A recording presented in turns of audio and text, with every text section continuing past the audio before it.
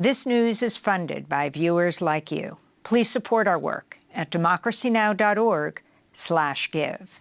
This is Democracy Now!, democracynow.org. I'm Amy Goodman. We end today with another Biden administration official who resigned over the administration's support for the war on Gaza. Stacy Gilbert served as senior advisor in the State Department's Bureau of Population, Refugees, and Migration, which is the State Department's chief humanitarian office and features heavily in internal policy discussions over Gaza. This week, she sent an email to staff explaining her disagreements with a recently published State Department report that she worked on, but which concluded that Israel was not obstructing U.S. humanitarian assistance to Gaza. That report was used by the Biden administration to justify continuing to send more than $1 billion of weapons to Israel. Stacy Gilbert resigned after working at the State Department for over 20 years. Joining us now from Baltimore, Maryland. Stacy, welcome to Democracy Now! Explain your final decision to resign. Thanks for having me. I have, about myself, I've worked for the State Department for a while, and it's not just working in the State Department. I've worked in humanitarian issues, refugee crises, basically most every refugee and humanitarian crisis involving conflict in that time. So Kosovo, Bosnia, Iraq, Afghanistan. My role in all of this specifically was supporting our team that oversees assistance to Gaza and the Middle East, but specifically working on this report. We were directed in early February by the White House to come up with a report that assesses different countries based on two things primarily.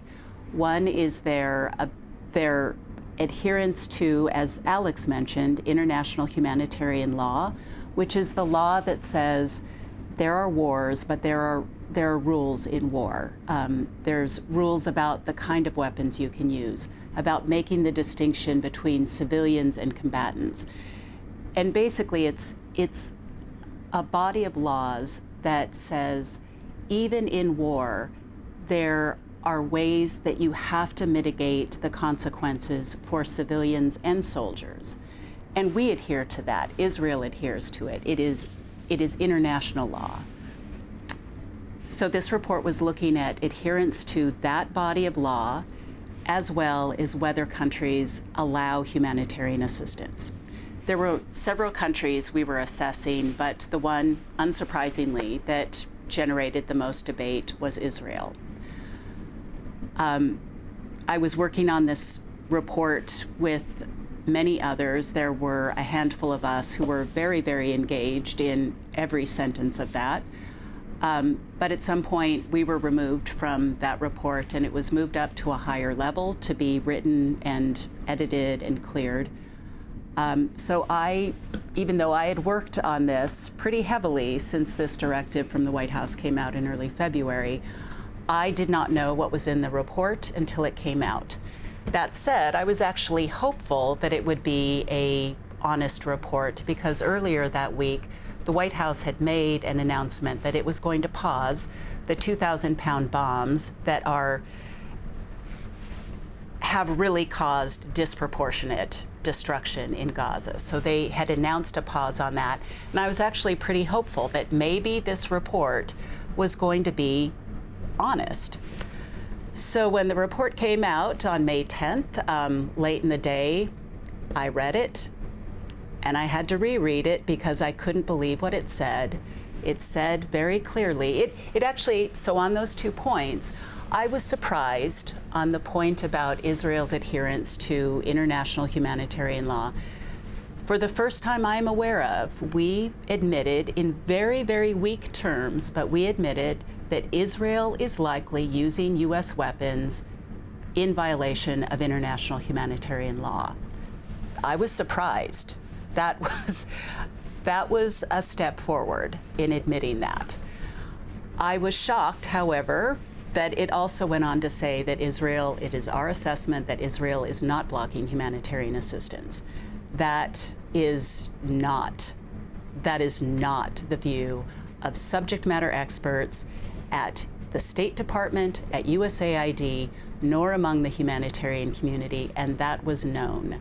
That was absolutely known to the administration for a very long time, not just within the government, but having received reports and letters from organizations on the ground in Gaza, organizations the U.S. government funds, credible organizations saying Israel is blocking humanitarian assistance.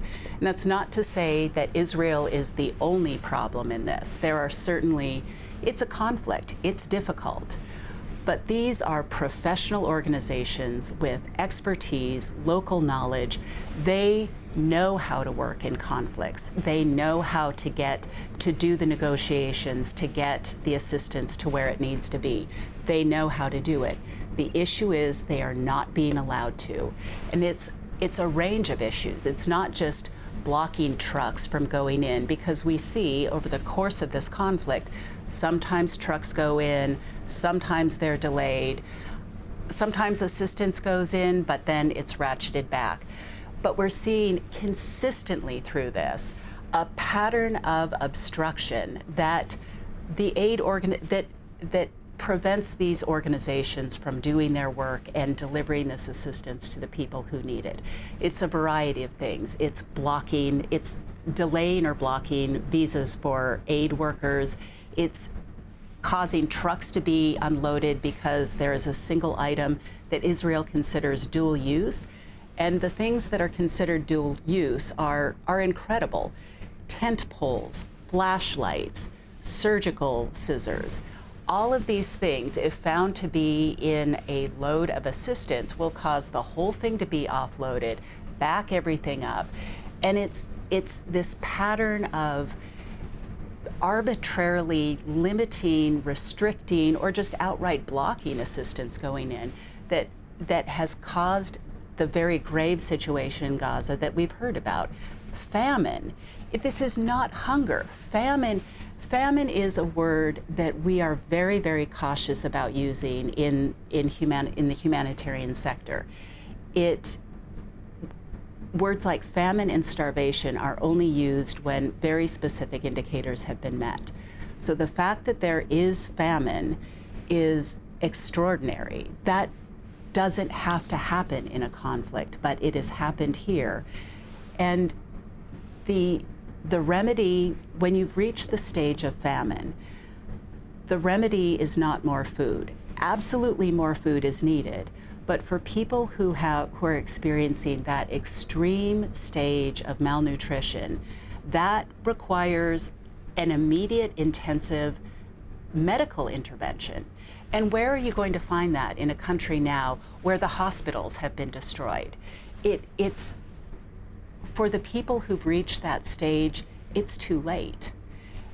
And any effort to bring in more food is absolutely necessary, but anything that comes in now it's too little too late.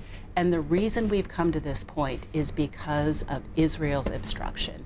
And to see that written in a report, a joint report from the State Department and the Department of Defense to Congress is ludicrous. And I was just... Stacey, we just have 30 seconds. Your final message to President Biden. Do the right thing. Listen to your experts. Do the right thing. It is difficult, but it is necessary because what we've done up to now has not worked for anyone. It doesn't help Israel. It doesn't help the people of Gaza. And what is the right thing in this last 10 seconds? The right thing is to acknowledge Israel is blocking humanitarian assistance, and there are consequences of that. And the consequences affect our military sales. Stacy Gilbert, we thank you so much. Former senior civil military advisor in the State Department has just resigned. I'm Amy Goodman. Thanks for joining us. Democracy Now! Is funded by viewers like you. Please give today at democracynow.org/give.